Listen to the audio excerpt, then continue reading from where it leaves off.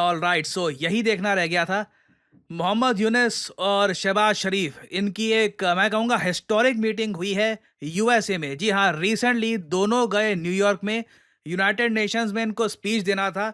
उसी दौरान साइडलाइंस पर शहबाज शरीफ और मोहम्मद यूनुस, जो आज के समय चीफ एडवाइज़र हैं। अस्सलाम वालेकुम फ्रेंड्स, मेरा नाम है आसिफ अली और आप देख रहे हैं Asif Ali official YouTube channel. आज बहुत इंपॉर्टेंट न्यूज़ के साथ आपके सामने हाजिर हुआ हूँ। पाकिस्तान और बांग्लादेश के जो प्राइम मिनिस्टर हैं उन्होंने मुलाकात की है। पाकिस्तान के प्राइम मिनिस्टर शहबाज शरीफ और बांग्लादेश के prime minister professor Mohammad Yunus, ये अमेरिका में मौजूद हैं और दोनों हुक्मरानों ने बहुत गर्म जोशी से एक दूसरे का इस्तकबाल किया है और इन्होंने मुलाकात की है। और पाकिस्तान और बांग्लादेश के दरमियान डिफेंस एग्रीमेंट होने जा रहे हैं। पाकिस्तान बांग्लादेश के अंदर इन्वेस्टमेंट करने जा रहा है। तो ये मुलाकात जो है दोनों मुल्कों को करीब लाने में बहुत अहम रोल अदा करेगी। तो भारतीय मीडिया ने इसके बारे में जो बातें की हैं, भारतीय मीडिया जो है पाकिस्तान और बांग्लादेश के रिलेशन से बहुत ज़्यादा इनसिक्योर हो गया। भारतीय मीडिया का क्या कहना है, सारी डिटेल जानेंगे आज की वीडियो में। नमस्कार, वेलकम टू स्टडी आईक्यू। मैं हूँ प्रशांत धवन। ऑल राइट, सो यही देखना रह गया था। मोहम्मद यूनुस और शहबाज शरीफ, इनकी एक मैं कहूँगा हिस्टोरिक मीटिंग हुई है यूएसए में। जी हाँ, रिसेंटली दोनों गए न्यूयॉर्क में, यूनाइटेड नेशंस में इनको स्पीच देना था। उसी दौरान साइडलाइंस पर शहबाज शरीफ और मोहम्मद यूनुस, जो आज के समय चीफ एडवाइज़र हैं to the government of Bangladesh. लोग सोचते हैं ये प्रेसिडेंट पीएम है, नहीं। इनको बहुत ही एक अजीब सी पोस्ट दी है, ना पीएम है ना प्रेसिडेंट है, क्योंकि ना चुनाव जीत के आए हैं, बस इनको प्लेस कर दिया गया है यहाँ पर। तो ये चीफ एडवाइज़र हैं बांग्लादेश की सरकार के। पावर इनके पास बांग्लादेश के पीएम की ही है। और आप देख सकते हैं बांग्लादेश के पीएम की ही तरह बाकी कंट्रीज़ के जो प्राइम मिनिस्टर्स हैं उनसे आज के समय ये मिल रहे हैं। तो बहुत ज़्यादा अच्छी मीटिंग हुई है। आप देख सकते हैं मोहम्मद यूनुस बहुत खुश हैं शहबाज शरीफ से मिलकर। दोनों कंट्रीज ने बहुत से इश्यूज के बारे में बात करी है। पाकिस्तान ने एक बड़ा वादा भी कर दिया है बांग्लादेश को मेजर इन्वेस्टमेंट्स का, कि पाकिस्तान से परहैप्स मिलियंस की इन्वेस्टमेंट जाएगी in Bangladesh leather and textile sector. उसके बारे में हम बात करेंगे। मगर इंडिया के लिए बिल्कुल ये मीटिंग एक कंसर्न है।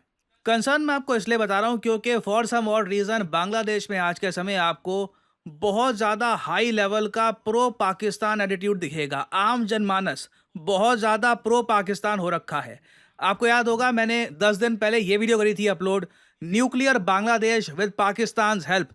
ओपनली बांग्लादेश में जो यूनिवर्सिटी है, ढाका यूनिवर्सिटी इनकी कैपिटल की मेन यूनिवर्सिटी, वहाँ पे एक प्रोफेसर मीडिया के सामने आकर कहते हैं कि इंडिया को अगर सबक सिखाना है, अब सबक किस बात का सिखाना है पता नहीं, बट कहते हैं कि इंडिया को सबक सिखाना है, बराबरी करनी है, तो पाकिस्तान के साथ एक न्यूक्लियर एग्रीमेंट कर दो ना। ये सब बातें जब ये कह रहे थे, इनके स्टूडेंट्स तालियां बजा रहे थे। तो मैं आपको ये बता रहा हूँ, आज के समय अगर मोहम्मद यूनुस कोई बड़ा एग्रीमेंट कर देते हैं पाकिस्तान के साथ, बांग्लादेश की पूरी जनता उनको सपोर्ट करेगी, चाहे उनके लिए ये एग्रीमेंट खराब हो या ना हो। आपके लिए एक इंडिया के प्रति सेंटिमेंट ऐसा हो गया है कि कुछ भी करो, बस पाकिस्तान के साथ हो जाओ, किसी के साथ भी हो जाओ, बस इंडिया के अगेंस्ट कुछ ना कुछ करना है। तो इसलिए देखिए, जो ये इमेजेस हैं, जो डिटेल्स निकल के आई हैं मीटिंग से रिलेटेड, इनको मैं हिस्टोरिक ही कहूँगा। हिस्टोरिक मैं यहाँ पर इसलिए कहूँगा क्योंकि इंडिया को आज से पहले ना ऐसा चैलेंज फेस नहीं करना पड़ा था। अब यहाँ पे आप कह सकते हैं, अगर हम इतिहास में जाएं तो एक पीएम आई थी बांग्लादेश की, खलीदा जिया। ये बांग्लादेश नेशनलिस्ट पार्टी बीएनपी की मेन लीडर है, जो मोस्ट प्रॉब्ली लग रहा है कि जैसे ही बांग्लादेश में अभी चुनाव होंगे तो ये पावर में आ जाएंगी। बांग्लादेश में प्राइमरली दो मेन पॉलिटिकल पार्टीज़ हैं, अवामी लीग और बीएनपी।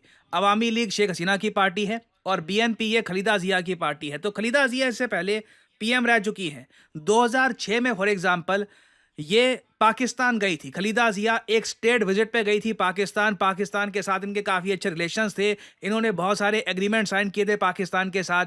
तो एक बार को आप कह सकते हैं, अगर 2006 में हम ये देख चुके हैं, पहले खलीदा जिया बांग्लादेश की पीएम रह चुकी हैं, तब भी इंडिया बांग्लादेश के रिलेशंस ने सर्वाइव किया, तो अब कौन सी बड़ी बात है। देखिए, अब जो हम देख रहे हैं ना, एक यूनिक कैलकुलेशन सामने आ रही है। एक तरफ पाकिस्तान की गवर्नमेंट है, वो भी चाहती है कि बांग्लादेश के साथ रिलेशंस इंप्रूव हो। बांग्लादेश की आबादी मैं कहूँगा 1971 के बाद से पहली बार बहुत ज़्यादा प्रो पाकिस्तान हो चुकी है। इस सब के बीच में यूएस मोहम्मद यूनुस को बहुत ज़्यादा आप कह लीजिए अफेक्शन दिखा रहे हैं और यूएस एंजॉय कर रहा है। USA is loving what is happening in Bangladesh, जो आज के समय एक बहुत ज़्यादा प्रो यूएस बांग्लादेश बन चुका है। तो यूएसए ने इसको फुल सपोर्ट डिक्लेयर कर दी है। ऐसा गणित, ऐसी जियोपॉलिटिकल इक्वेशन इससे पहले नहीं बनी। तो इसलिए मैं कहूँगा ये एक बहुत ही बड़ा चैलेंज है फॉर इंडिया। और आने वाले समय में आप देखोगे भारत पे बड़ा प्रेशर आने वाला है सार्क के रिवाइवल को लेकर, क्योंकि मोहम्मद यूनुस जब पाकिस्तान के पीएम से मिले तो सार्क के रिवाइवल को डिस्कस किया गया। सार्क आपको पता होगा एक इंडियन सब कॉन्टिनेंट का ग्रुप है जहां पे आपको ये सब कंट्रीज मिलेंगे। ये सब देश जो है ये सार्क के मेंबर है। South Asian association for regional cooperation इसका ये फुल फॉर्म है। और 2017 से ये ग्रुप ठंडे बक्से में पड़ा हुआ है। इसका समिट हुआ नहीं है क्योंकि इंडिया ने कहा था कि उस वक्त पाकिस्तान आतंकवाद को सपोर्ट कर रहा है, और उस वक्त जो बांग्लादेश की सरकार थी अंडर शेख हसीना, उन्होंने इंडिया का सपोर्ट किया था। अब क्या है कि सार्क का एक और मेंबर कह रहा है सार्क को रिवाइव करिए। बेसिकली इंडिया की जो पॉलिसी है उसके अगेंस्ट ये खड़े हो गए हैं। ये पहला साइन है कि भारत को कौन कौन सी चुनौतियां आने वाले समय में फेस करनी होंगी। और अगर यहाँ पे आपका एक सवाल ये है कि पाकिस्तान ये कैसे कह सकता है कि पाकिस्तान इन्वेस्ट करेगा बांग्लादेश के टेक्सटाइल और लेदर सेक्टर्स में, पाकिस्तान के पास पैसे हैं क्या? देखो मैं आपको साफ साफ बता देता हूं, इस वक्त पाकिस्तान बांग्लादेश को अंडर एस्टिमेट मत करिएगा। यूएसए का फैक्टर बहुत बड़ा है। USA can make things happen. जो भी पाकिस्तान को कैपिटल की कमी होगी, आईएमएफ के जरिए और तरीके से यूएसए कंप्लीट कर सकता है फॉर पाकिस्तान। बांग्लादेश के भी ये काफ़ी हेल्प कर सकते हैं। दोनों कंट्रीज़ को इकट्ठा भी ला सकता है यूएसए। तो जो ये चैलेंज है इसको ये मत समझिएगा कि हाँ दोनों कंट्रीज़ के पास पैसा नहीं है कैसे करेंगे। This is a very real challenge. हो सकता है आने वाले समय में इंडिया को काफ़ी जगह कॉम्प्रोमाइज़ भी करना पड़े, because this is a testing time. एक बहुत ही बड़ा टेस्ट होगा मेरे हिसाब से, अब तक का सबसे बड़ा जियोपॉलिटिकल टेस्ट। इमीडिएट नेबरहुड की अगर मैं बात करूं तो वो होगा बांग्लादेश का ये सो कॉल्ड रेवोल्यूशन। बांग्लादेश आने वाले समय में क्या क्या करता है ये देखना होगा। एक बार को आप कह सकते हैं चाइना का चैलेंज इससे भी बड़ा है। देखिए चाइना के चैलेंज में एटलीस्ट क्लैरिटी थी, हमें पता ना करना क्या है। यहाँ पे अभी तक हमें पता नहीं है कि बांग्लादेश किस हद तक इंडिया के अगेंस्ट अपनी पॉलिसीज रखेगा। अभी क्या हमने सिर्फ ट्रेलर देखा, अभी मूवी देखनी बाकी है, अभी बहुत कुछ डिटेल्स आएंगी। I will make updated video. जी, तो ये था आज का वीडियो। जैसा कि आपने देखा कि पाकिस्तान और बांग्लादेश के प्राइम मिनिस्टर ने मुलाकात की है और उन्होंने बहुत इंपॉर्टेंट जहाँ पे डील्स जो हैं वो करने के लिए बात की है। और भारतीय मीडिया बहुत ज़्यादा परेशान हो चुका है क्योंकि भारतीय मीडिया ने, भारतीय कौम ने, भारत ने पाकिस्तान और बांग्लादेश को एक दूसरे से दूर रखने में बहुत अहम रोल किरदार अदा किया है। और भारतीय मीडिया का कहना है कि भारत को इस तरह का चैलेंज आज से पहले नहीं फेस करना पड़ा जहाँ पे बांग्लादेश और पाकिस्तान इतने ज़्यादा करीब आ गए। 1971 के बाद ये पहली दफ़ा हुआ है कि पाकिस्तान और बांग्लादेश के लोग और पाकिस्तान और बांग्लादेश की हुकूमतें इतना ज़्यादा करीब आ गई हैं। यहाँ पे डिफेंस डील्स की बात हो रही हैं, यहाँ पे न्यूक्लियर ट्रीटी की बात हो रही है और पाकिस्तान बांग्लादेश में इन्वेस्ट भी कर सकता है। और यहाँ पे अमेरिका जो है पाकिस्तान और बांग्लादेश को फुल सपोर्ट कर रहा है क्योंकि अमेरिका दोनों मुल्कों को चाइना के इन्फ्लुएंस से निकालना चाहता है। तो भारतीय मीडिया की जो परेशानी है वो बहुत हद तक ठीक है क्योंकि भारतीय मीडिया ने आज से पहले ये सिचुएशन नहीं देखी थी। भारतीय हुकूमत भी बहुत ज़्यादा परेशान है जिस तरह से पाकिस्तान और बांग्लादेश एक दूसरे के करीब आ रहे हैं।